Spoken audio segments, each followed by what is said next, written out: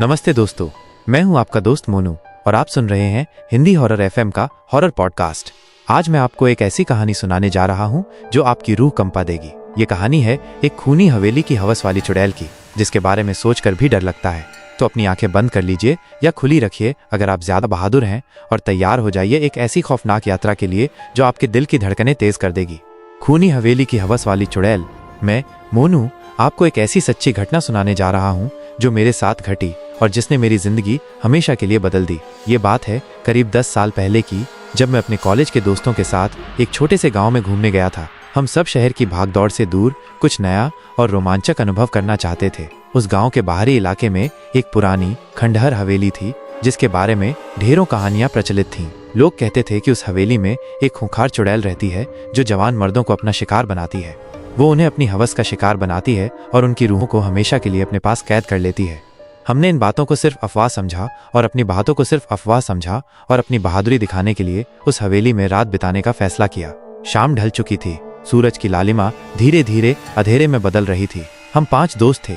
मैं, रवि जो हमेशा मजाकिया था, समीर जो सबसे शांत था, राहुल जो बहादुर दिखने की कोशिश करता था, और अमित जो सबसे ज्यादा डरपोक था लेकिन दिखावा नहीं करता था। हमारे पास टॉर्च, कुछ खाने का सामान, एक छोटा सा फर्स्ट एड बॉक्स और हाँ, कुछ भूतिया कहानियों की किताबें भी थीं, ताकि हम एक दूसरे को डरा सकें। हवेली तक पहुंचने का रास्ता काफी डरावना था। चारों तरफ घने पेड़ थे और उनकी शाखाएं हवा में सरसराहट पैदा कर रही थीं, जैसे कोई फुसफुसा रहा हो, मत जाओ, मत जाओ।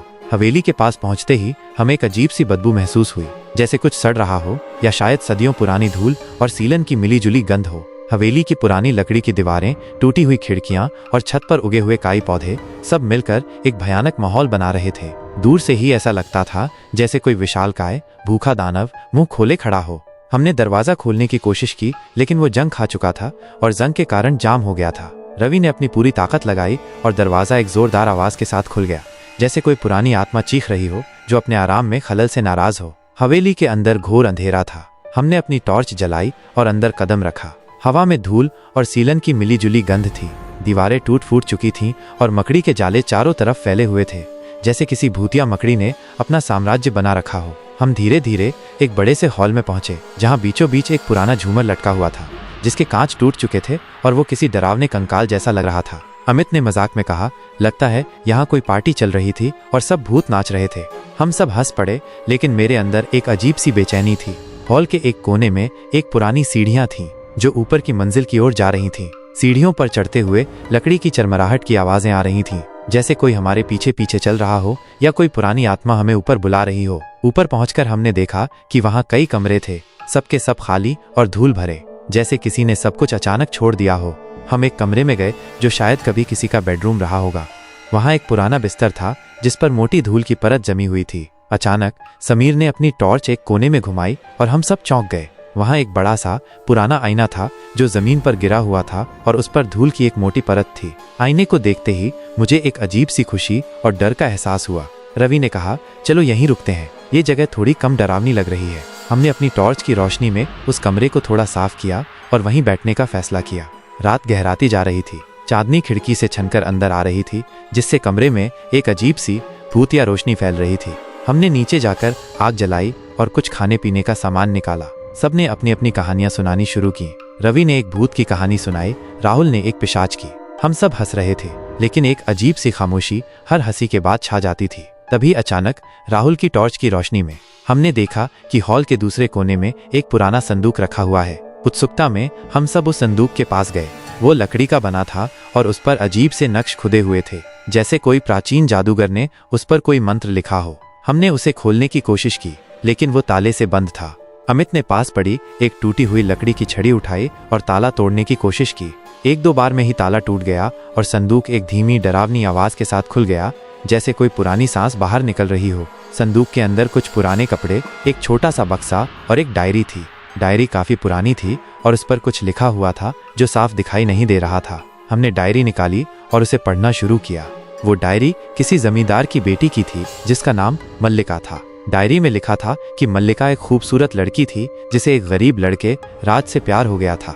राज गांव का एक मेहनती और सच्चा युवक था। उनकी प्रेम कहानी डायरी के पन्नों पर बिखरी हुई थी। उनकी पहली मुलाकात, चोरी छिपे मिलना, एक दूसरे को छूने की चाहत और प्यार में डूब जाने की भावना। मल्लिका ने लिखा था कि कैसे राज की बातें उसे सुकून देती थी और कैसे उनकी एक झलक पाने के लिए वो घंटों इंतजार करती थी। लेकिन उसके पिता को ये रिश्ता मंजूर नहीं था। जमींदार को लगता था कि एक गरीब लड़का उसकी बेटी के लायक नहीं है। उन्होंने मल्लिका को राज से मिलने से रोक दिया और उसे हवेली में ही कैद कर दिया। मल्लिका ने डायरी में अपनी पीड़ा, अपने सपनों और अपने प्यार का जिक्र किया था। उसने लिखा था कि कैसे उसकी रूह राज के बिना तड़पती है, कैसे वो हर रात उसके सपने देखती है। डायरी के आखिरी पन्ने पर उसकी लिखावट डगमगा रही थी, जैसे उसने रोते हुए लिखा हो। लिखा था, मुझे मेरे प्यार से दूर किया जा रहा है, मेरे राज को मुझसे छीन लिया गया है। अगर मैं उसे नहीं पा सकती तो किसी को भी नहीं पाने दूंगी। मेरी रूह यहाँ हमेशा के लिए भटकती रहेगी और इंतजार करेगी उन शरीरों का जो मेरे प्यार की आग को शांत कर सकें। मैं अपनी हवस को मिटाऊंगी, मैं वापस आऊंगी। डायरी खत्म होते ही एक ठंडी हवा का झोंका आया और आग बुझ गई। हम सब सहम गए। टॉर्च की रोशनी में हमने देखा कि आईना जो हॉल के ऊपर वाले कमरे में था, अब हॉल के बीचों बीच रखा हुआ है। और उस आईने में एक परछाई हिलती हुई नजर आ रही थी। वो एक औरत की परछाई थी जिसके बाल बिखरे हुए थे, जैसे उसने अभी अभी किसी तूफान का सामना किया हो, और उसकी आंखें अंगारों जैसी लाल थीं, जिनमें एक अजीब सी हवस और क्रोध झलक रहा था। हम सब एक दूसरे की तरफ देखने लगे। कोई कुछ बोल नहीं पा रहा था। रवि ने हिम्मत करके कहा, कौन हो तुम? आईने में से एक डरावनी गहरी आवाज आई, मैं मल्लिका हूँ। मैं सदियों से इंतजार कर रही थी अपने राज का, और अब तुम सब मेरी भूख मिटाने के लिए यहाँ आए हो। उसकी आवाज सुनकर हमारी रूह कांप उठी। अमित ने कहा, हम यहाँ से चले जाते हैं। लेकिन मल्लिका ने कहा, अब तुम कहीं नहीं जा सकते। तुम सब मेरी भूख मिटाने के लिए यहाँ आए हो। उसकी आवाज में एक अजीब सी हवस थी जो हमारे दिल में डर पैदा कर रही थी। उसकी आंखें चमक रही थी जैसे वो शिकार को देख रही हो। अचानक राहुल की टॉर्च की रोशनी फड़फड़ाने लगी और बुझ गई। चारों तरफ घोर अंधेरा छा गया। हमने एक दूसरे को पकड़ा हुआ था, लेकिन कोई कुछ बोल नहीं पा रहा था। तभी हमें समीर की चीख सुनाई दी। हमने टॉर्च जलाई, लेकिन समीर वहां नहीं था। बस उसकी टॉर्च जमीन पर पड़ी थी, अभी भी जल रही थी, लेकिन कोई समीर नहीं था। उसके बाद अमित की चीख सुनाई दी। एक एक करके हम सब दोस्त गायब होते जा रहे थे, जैसे कोई अदृश्य शक्ति उन्हें अंधेरे में खींच रही हो। उनकी चीखें हवेली में गूंजती थीं और फिर अचानक शांत हो जाती थीं, जो और भी डरावना था। मैं, रवि और राहुल बचे थे। हमने भागने का फैसला किया, लेकिन दरवाजा बंद हो चुका था। हमने उसे खोलने की बहुत कोशिश की, लेकिन वो टस से मस नहीं हुआ, जैसे कोई मजबूत दीवार बन गया हो। हमें एक अजीब सी मीठी मीठी खुशबू आने लगी, जैसे चमेली के फूलों की, लेकिन उस खुशबू में एक अजीब सी सड़न थी जो हमें अंदर तक बेचैन कर रही थी। वो खुशबू हमें अपनी तरफ खींच रही थी, जैसे कोई जाल बिछा रहा हो। तभी मैंने देखा कि रवि को कोई अदृश्य शक्ति खींच रही है। वह चिल्लाया, मोनू भागो!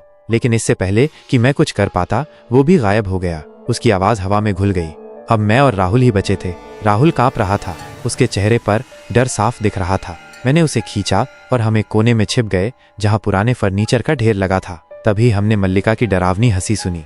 वो हंसी पूरे हवेली में गूंज रही थी, जैसे कोई पागल औरत हंस रही हो जिसने अपनी जीत हासिल कर ली हो। अचानक राहुल को भी कोई खींचने लगा। उसने जोर से मेरा हाथ पकड़ा, मोनू मोनू, लेकिन मैं उसे बचा नहीं पाया। उसकी चीखें हवेली में गूंजती रहीं और फिर शांत हो गईं। मैं अकेला रह गया था। मेरे दिल की धड़कन तेज हो चुकी थी, इतनी तेज कि मुझे लगा वो मेरे सीने से बाहर आ जाएगी। मैं डर के मारे कांप रहा था। मेरा पूरा शरीर पसीने से भीग चुका था। मैंने अपनी आंखें बंद कर लीं और भगवान से प्रार्थना करने लगा, हे भगवान, मुझे बचा लो। तभी मुझे अपने पास किसी की सांसें सुनाई दी। वो सांसें बहुत तेज थीं, जैसे कोई मेरे ठीक बगल में खड़ा हो। मैंने धीरे से अपनी आंखें खोलीं और देखा कि मेरे सामने वही आईना है और उसमें मल्लिका की परछाई है। वो मेरी तरफ देख रही थी। उसकी आंखें हवस से चमक रही थीं। उनमें एक अजीब सी चमक थी जो मुझे अपनी तरफ खींच रही थी। उसने अपनी डरावनी मीठी आवाज में कहा, आ जाओ मेरे प्यारे, अपनी प्यास बुझा लो। उसकी आवाज में एक अजीब सा खिंचाव था, जैसे कोई सम्मोहित कर रहा हो। मैंने देखा कि उसके हाथ मेरे शरीर की तरफ बढ़ रहे थे। वो हाथ बहुत लंबे थे। उनकी उंगलियां पतली और लंबी थीं, जैसे कोई कंकाल। मैं वहां से भागने की कोशिश कर रहा था, लेकिन मेरा शरीर जैसे सुन्न हो चुका था। मैं चीखना चाहता था, लेकिन मेरी आवाज नहीं निकल रही थी, जैसे किसी ने मेरा गला पकड़ लिया हो। वो मेरे और करीब आ गई। उसकी सांसें मेरे चेहरे पर महसूस हो रही थीं। एक अजीब सी गंदी बदबू मेरे नथनों में घुस रही थी, जैसे कोई सड़ी हुई लाश की बदबू हो। मैं अपनी पूरी ताकत से चिल्लाया, छोड़ दो मुझे। और मैंने अपनी जेब में से एक छोटा पत्थर निकाला जो मैंने रास्ते में उठा लिया था, और उसे उसकी तरफ जोर से अपनी टॉर्च फेंकी। टॉर्च सीधे आईने से टकराई और आईना टुकड़े टुकड़े हो गया, जैसे कोई शीशे का पहाड़ टूट गया हो। आईना टूटते ही मल्लिका की चीख निकल गई, जो इतनी भयानक थी कि मेरी सुनने की शक्ति चली गई। मेरे कानों में घंटियां बजने लगीं। हवेली की दीवारें हिलने लगीं और ऊपर से धूल, लकड़ी के टुकड़े और मलबा गिरने लगा। मुझे लगा जैसे पूरी हवेली मुझ पर गिर जाएगी। मैं अंधेरे में ही भागने लगा, बिना ये सोचे कि मैं कहाँ जा रहा था। बस दूर, बहुत दूर। मैं बस भागना चाहता था, उस हवेली से दूर, उस चुड़ैल से दूर, उस भयानक रात से दूर। मैं किसी तरह हवेली से बाहर निकल आया।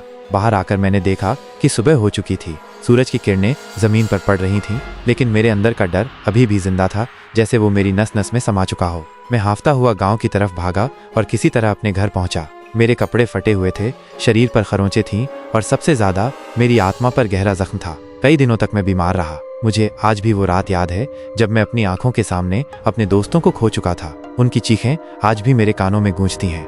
मैंने इस घटना के बारे में किसी को नहीं बताया, क्योंकि मुझे पता था कि कोई मेरी बात पर यकीन नहीं करेगा। लोग मुझे पागल समझते, लेकिन उस रात ने मेरी जिंदगी बदल दी। मैं अब कभी भी किसी पुरानी हवेली या खंडहर के पास नहीं जाता। मुझे आज भी रात में मल्लिका की डरावनी हंसी और उसकी हवस से भरी आंखें याद आती हैं। उस हवेली की चुड़ैल जो आज भी अपने शिकार का इंतजार कर रही होगी, अपनी हवस बुझाने के लिए। शायद वो आज भी वहां भटकती होगी और किसी नए राज का इंतजार करती होगी। तो दोस्तों, कैसी लगी आपको ये दिल दहला देने वाली कहानी? क्या आपको भी ऐसी डरावनी कहानियां पसंद हैं, जहां खौफनाक चुड़ैलें हों और रूह कंपा देने वाले पल हों, जहां प्यार, दर्द और हवस का एक अजीब संगम हो? मुझे कमेंट करके जरूर बताइएगा कि आपको और कैसी कहानियां सुननी है। आपके लिए ऐसी ही और भी भयानक और मजेदार कहानियां लेकर आता रहूंगा। तब तक के लिए सावधान रहें और डरते रहें।